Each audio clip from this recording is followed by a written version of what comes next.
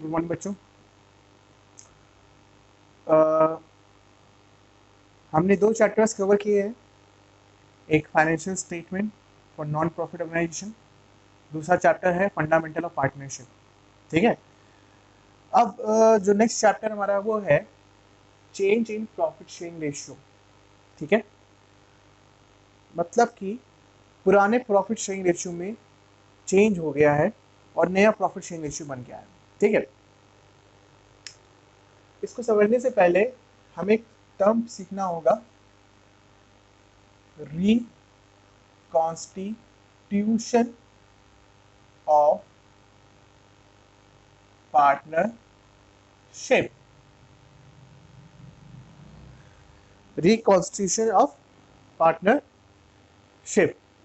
ठीक है, ध्यान दीजिएगा मेरी बात को, ध्यान सुनिएगा। ठीक है, रिकॉन्स्टिट्यूशन क्या है कि फिर से डेवलप होना।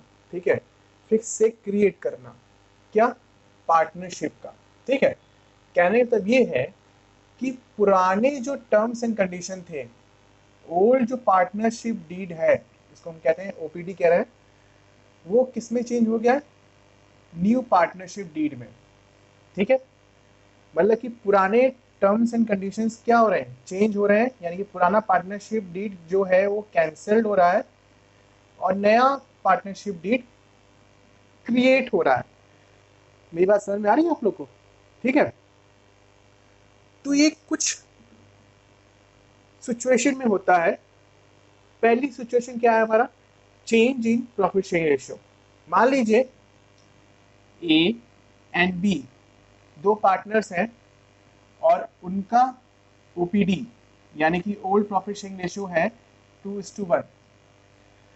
ठीक है, लेकिन ये चाहते हैं कि नया जो पार्टनरशिप डीड हो उसमें रेशियो क्या हो जाए, 1:1 हो जाए।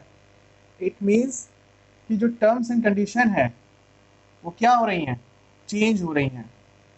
पहले टर्म्स एंड कंडीशन में क्या था कि ए को 2/3 मिलेगा और बी को 1/3 मिलेगा, जो कि चेंज हो रहा है किसमें, 1/2 और 1/2 में।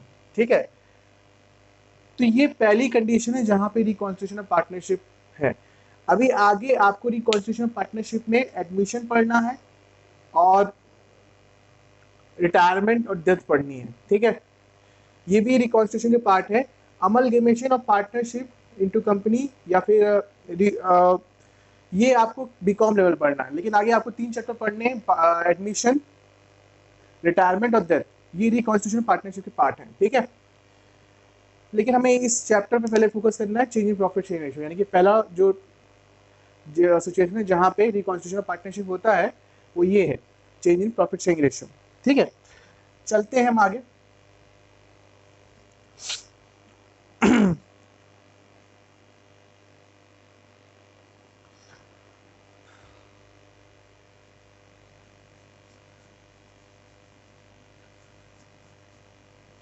कुछ टर्म्स हैं, इसको समझना पड़ेगा आपको। पहला है सैक्रिफाइसिंग रेशियो। इसका फॉर्मूला क्या है, old ratio minus new ratio. हम एक एग्जांपल ले लेते हैं, पिछला वाला एग्जांपल ले लेते हैं। ए का था 2/3 और बी का था 1/3, जो कि चेंज किसमें हो रहा है, 1/2 और 1/2 में। यानी कि ओल्ड रेशियो क्या था इनका, 2/3 था ए का, और न्यू रेशियो क्या है, 1/2, और 1/3 का था इसका और 1/2 इसका हो गया। ठीक है, सैक्रिफाइसिंग का मतलब ये होता है कि पहले जो आपका ओल्ड रेशियो था वो ज्यादा था, लेकिन जो अब है वो कम है, पिछले बार से कम हो गया, यानी कि आपने सेक्रीफाइस कर लिया। ठीक है, तो देखते हैं कौन कौन सेक्रीफाइस किया। पहले ए का देखते हैं सेक्रीफाइसिंग रेशियो, 2/3 1/3 सॉरी 1/2 एलसीएम लेंगे तो 4 - 3 यानी कि 1/6। तो इसने कितना सेक्रीफाइस किया, 1/6।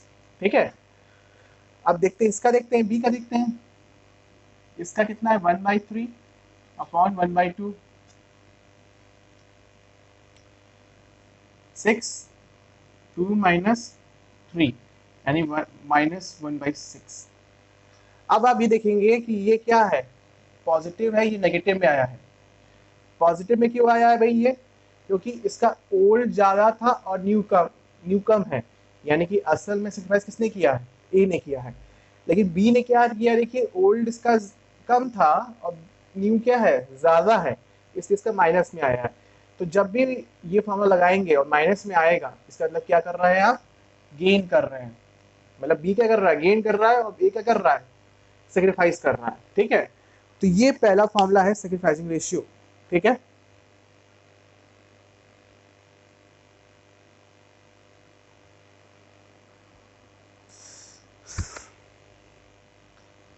चलिए इतना हो गया, रेशियो के बारे में बात कर ली हमने थोड़ी बहुत। ठीक है, अब इससे ज्यादा ही बात करनी है वो हमने को, लेकिन एडमिशन में पढ़ना है, नेक्स्ट चैप्टर में पढ़ना है। ठीक है, हम आते हैं मेन टॉपिक पे इस चैप्टर के। जो मेन टॉपिक है इस चैप्टर का, उसका नाम है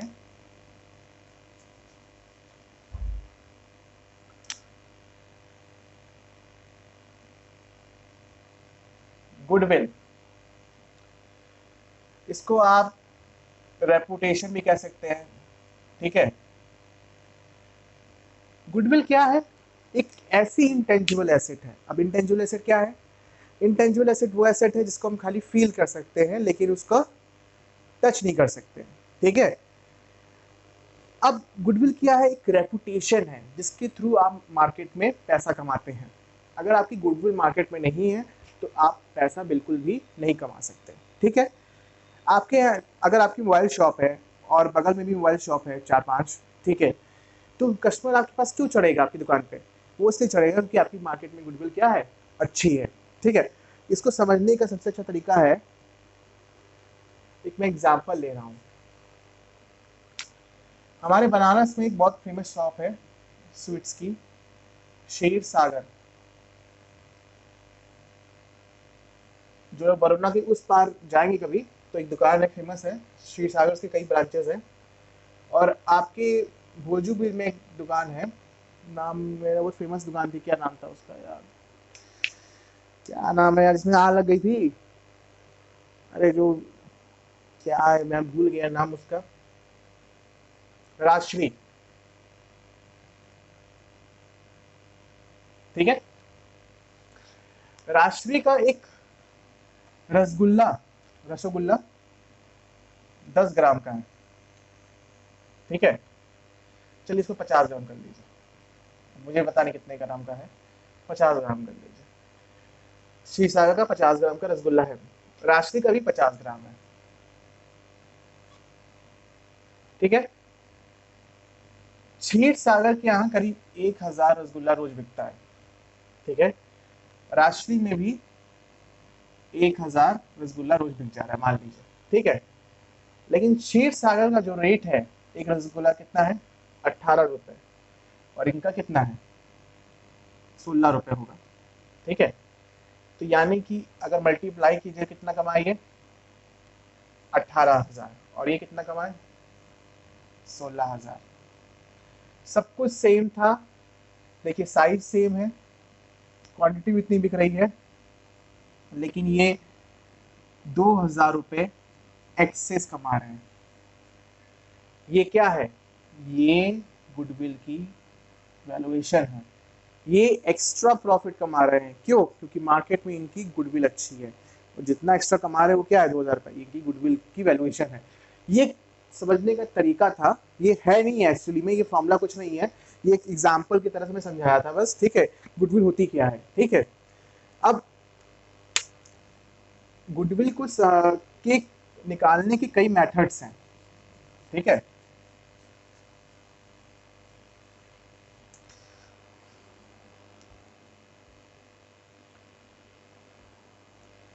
इसमें कई फॉर्मूलाज हैं। एक है एवरेज प्रॉफिट मेथड, दूसरा है वेटेज,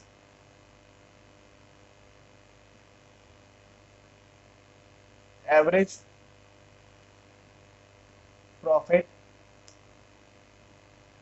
मेथड, तीसरा है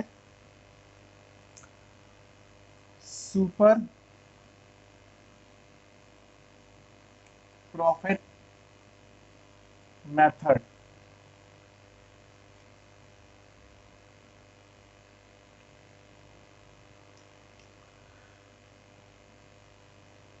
और चौथा है कैपिटल एम्प्लॉयड मेथड, और इसका कई और नाम भी है, ठीक है।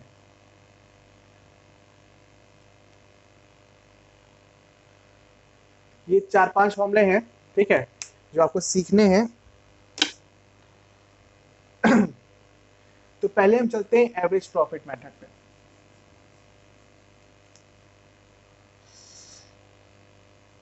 क्या फॉर्मूला का नाम है? Average profit method. इसका फॉर्मूला क्या है? Sum of all given profit upon number of years, ठीक है।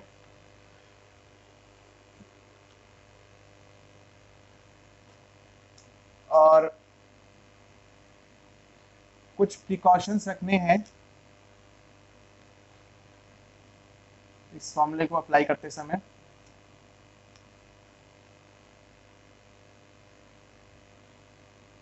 Profit not include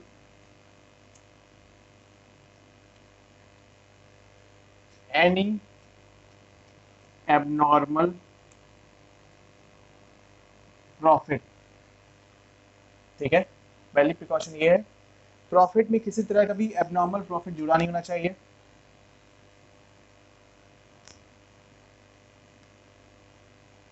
loss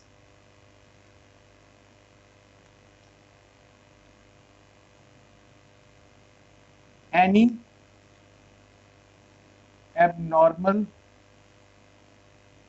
loss will not consider, ठीक है।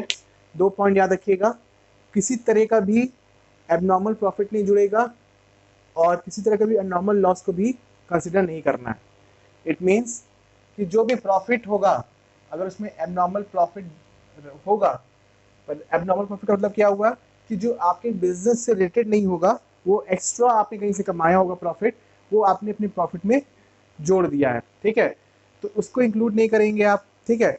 और दूसरी चीज क्या है, किसी तरह का भी एबनॉर्मल लॉस नहीं दिखाएंगे आप, ठीक है। एबनॉर्मल लॉस क्या है कि जैसे किसी की दुकान पे आग लग गई, ठीक है, जो कभी कभारी लॉस होता हो, ठीक है, जो अक्सर अक्सर नहीं होता हो, ठीक है, जो कि कहने लगे सर्टेन नहीं हो, मतलब कि अचानक से हो जा रहा है वो लॉस, जैसे फायर, आग लग गई, फ्लड आ गया, तो ये सब क्या है? एबनॉर्मल लॉस है। तो किसी तरह का भी एबनॉर्मल प्रॉफिट नहीं जुड़ना चाहिए और किसी तरह का भी एबनॉर्मल लॉस कंसिडर नहीं करना है आपको, ठीक है। ये है फॉर्मूला। इसको कैसे करना है ये मैं बता रहा हूँ, एक एग्जाम्पल देंगे, आपको समझ में आ जाएगी बातें।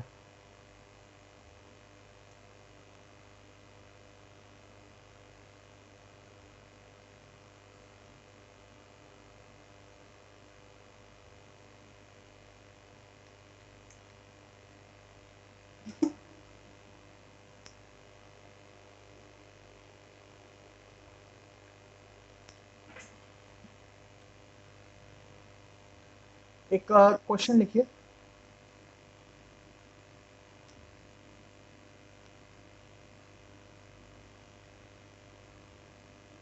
यहाँ लिख रहा हूँ,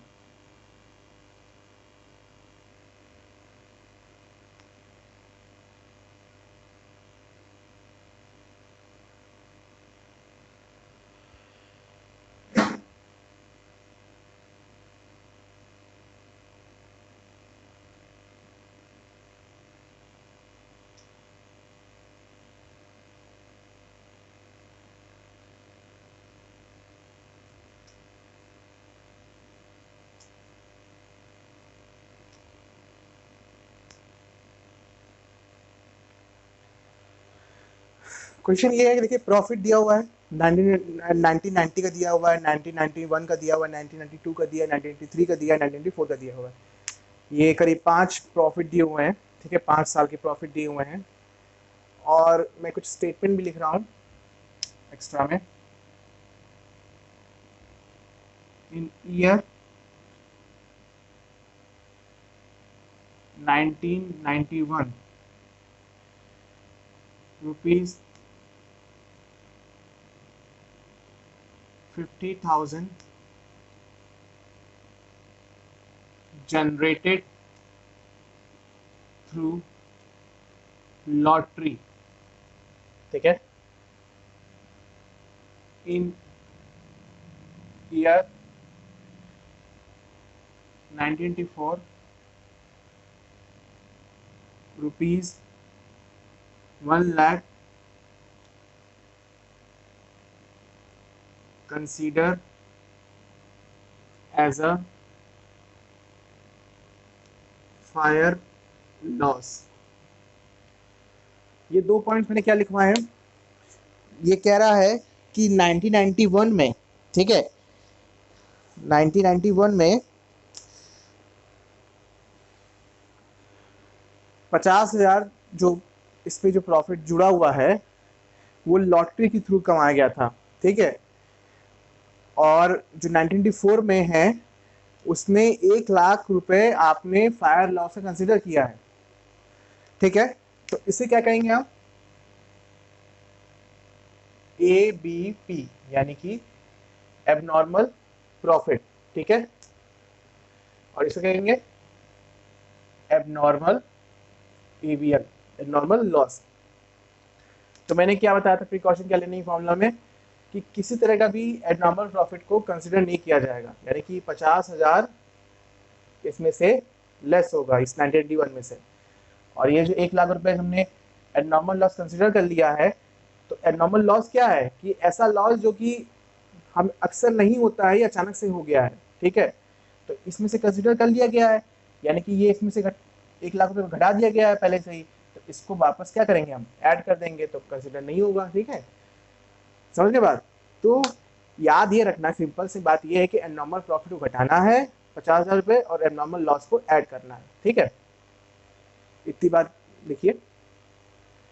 अब फॉर्मूला क्या कहता है, sum of all given profit, मतलब जो भी आपको प्रॉफिट दिया है जिससे भी आपको निकालना है गुडविल, उन सारे प्रॉफिट का जोड़, 1 लाख, 2 लाख, 3 लाख, 1 लाख और 2 लाख, ठीक है। देखते हैं, पहले फॉर्मूला बैठाइए।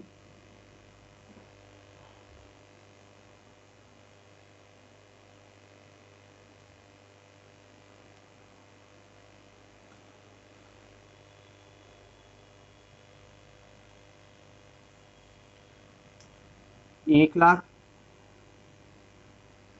फिर 2 लाख, नहीं 2 लाख नहीं लेंगे क्योंकि ये 50,000 इसमें क्या था, लॉटरी का जुड़ा हुआ था, तो इसमें से 2 लाख में से 1,50,000 लेस करेंगे, यानी कितना बचेगा, 1,50,000। 3 लाख वैसे का वैसे लिख लीजिए, कुछ नहीं चेंजेस हैं। 1 लाख वैसे लिख लीजिए, लेकिन 1994 में क्या चेंजेस आए हैं कि 1 लाख आपने फायर लॉस को कंसिडर कर लिया है, तो उसको वापस क्या करेंगे, इसमें एड ऑन कर देंगे 3 लाख, ठीक है। कितने साल है, 1 2 3 4 5, 5 साल से डिवाइड कर दीजिए, ठीक है। पहले निकाल लीजिए कितना आ रहा है, 1 लाख, 2.5 लाख, 5.5 लाख, 6.5 लाख, 9.5 लाख, 9.5 लाख, यानी कि कितना हो गया,